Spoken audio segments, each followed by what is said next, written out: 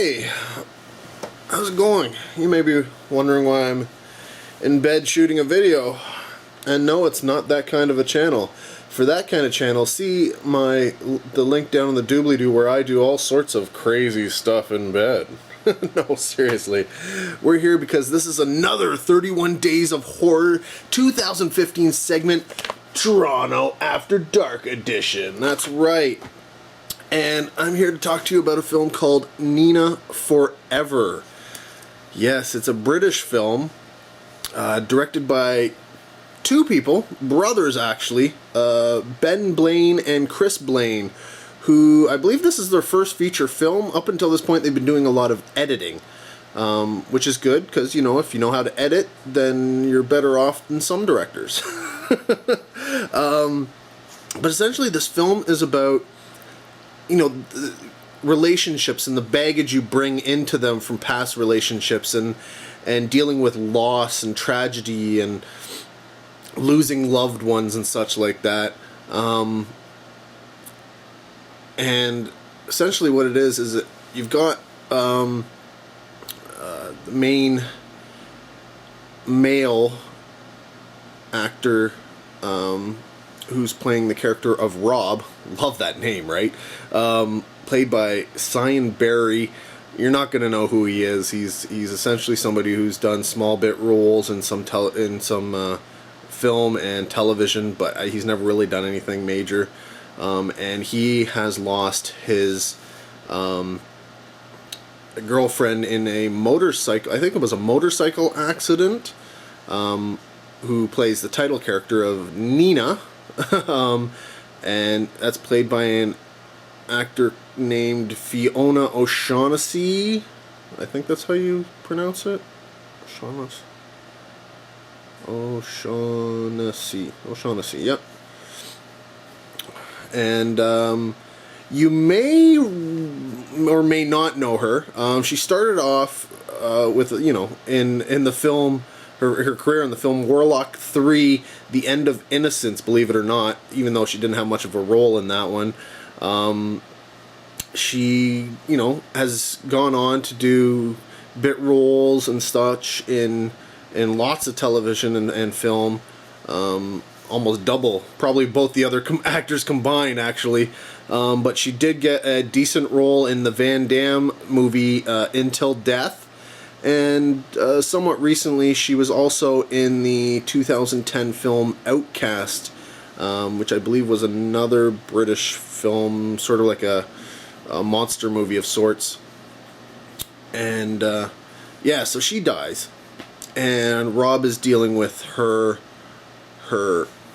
trying to deal with her passing, and he's not doing a very good job. Tries to commit suicide, stuff like that. And he works at a grocery store. Now, one of his co-workers, by the name of Holly, played by Abigail Hardingham, who again is somebody you'll never have heard of, never seen before. Small roles in some television and film. But she takes a liking to this guy. She's got a little bit of a darkness to her personality. She actually likes the idea of somebody who is willing to kill themselves because they loved you so much, right? So she takes a liking to him, and she decides, I'm going after this guy. And it works. They essentially end up hooking up, and at some point they end up back at his apartment, and, well, things get a little sexy, a little sensuous, a little risque, a little naked, a little boom chicka wow wow, if you will. Yeah, it gets hot and heavy. So they're in bed, and they're having a good old time. They are. And it seems that this awakens the entity that is Nina, who essentially comes back from the dead, not as a ghost, but as an actual thing. Like her body, it's her. She's as she was after she, like, when she died. So she's a bloody, mangled corpse of a woman who is in bed now with these, you know, her ex, not ex, she doesn't consider him an ex, he considers her an ex type thing, obviously, because she's dead, and the new girlfriend, and it's just a really weird situation, right? Well, this is where the film is really, it becomes absolutely brilliant. Absolutely brilliant. It's one of my favorite films from the festival this year. And I'm not talking just because people are naked in it. That's always nice. But it's the fact that this is such a brilliant story.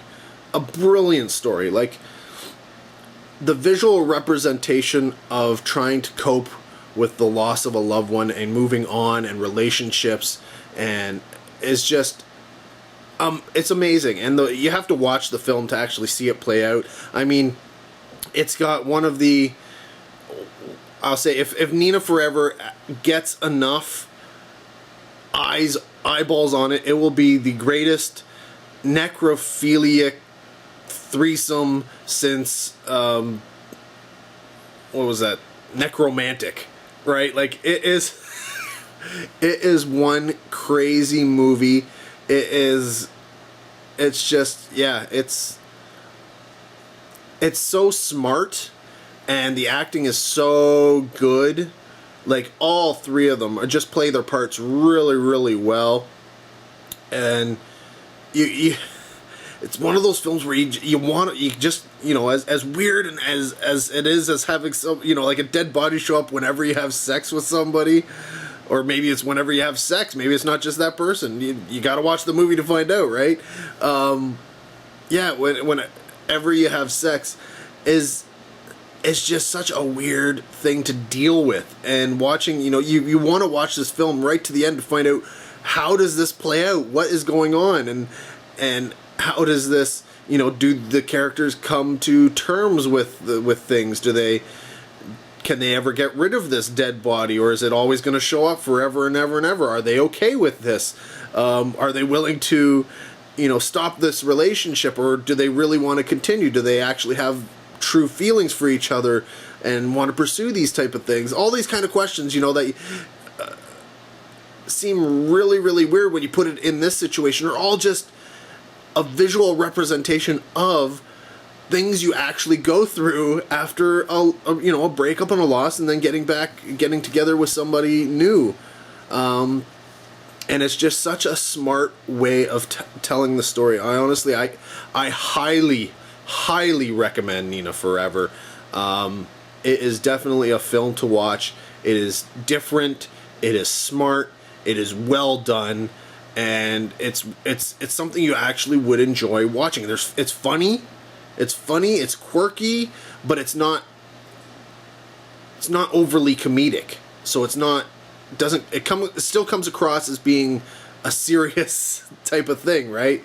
So yeah, honestly, guys, it may make you think twice about sleeping in a bed with somebody new in their bed, not knowing what their past has been, you know, like what Jaws does to the water, what Psycho did to your shower, Nina Forever might do to the bed of somebody you're sleeping with. I don't know, but it's possible. It is so possible. It'll make you think twice, I think.